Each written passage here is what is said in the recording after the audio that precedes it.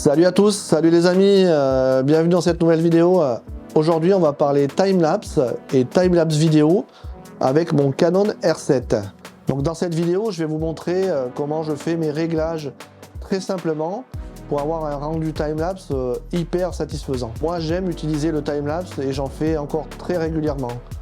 J'en ai fait pas mal avec des GoPro, mais là je reviens au timelapse avec des boîtiers puisque cette option timelapse vidéo permet de gagner un temps énorme dans son montage, puisque le boîtier va vous sortir un fichier vidéo directement que vous pourrez intégrer à votre montage dans votre logiciel de montage surtout.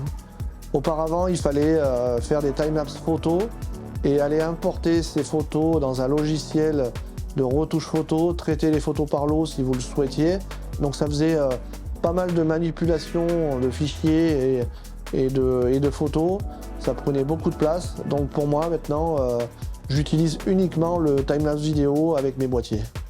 Allez, je vous fais découvrir tout de suite les réglages très simplement à faire avec votre boîtier, et je vous fais découvrir à la fin de cette vidéo le montage final que j'ai réalisé en quelques semaines avec mon boîtier. Donc pour régler votre boîtier en mode timelapse, donc je vais aller allumer mon boîtier, je vais le mettre en mode vidéo.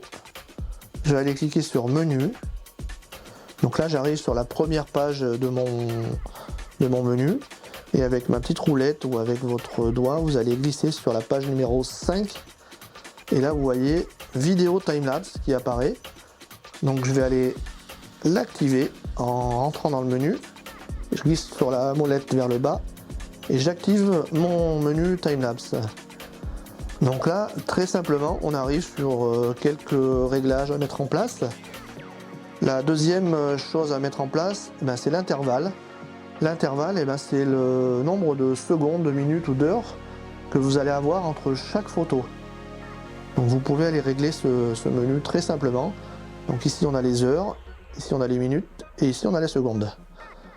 Donc si vous voulez un intervalle de 10 secondes entre chaque photo, on va mettre 10 secondes et on va cliquer sur OK. En dessous, le nombre de prises de photos que vous souhaitez. Donc ça, c'est pareil. Si vous souhaitez faire 800 ou 900 photos, voire 1900 photos. Donc voilà, notre boîtier va faire 1900 photos. Il va enregistrer pendant 2h29 pour un timelapse de 36 secondes. Donc c'est très long de faire des timelapses, donc je vous conseille de mettre des intervalles plus courts, de 3 secondes environ. 1900 photos. Donc là, il va enregistrer 1h34 pour un timelapse d'1 minute et 16 secondes. Donc ça reste encore long. En dessous, vous avez la taille de l'enregistrement de la vidéo. Donc là, vous avez, moi j'ai 4K et HD, donc sur votre boîtier, je sais pas, ça peut être aussi du 8K avec les R5. Donc moi je prends le 4K. Le 4K, ça va être la meilleure performance pour votre timelapse. Et puis vous allez pouvoir recadrer certains plans si vous avez pris des plans en grand angle. Donc c'est toujours mieux d'utiliser la 4K si vous l'avez. L'exposition, si vous souhaitez que l'exposition soit la même partout, vous allez fixer la première image et il va garder cette exposition tout au long de votre timelapse. Sinon, vous pouvez changer l'exposition sur chaque image.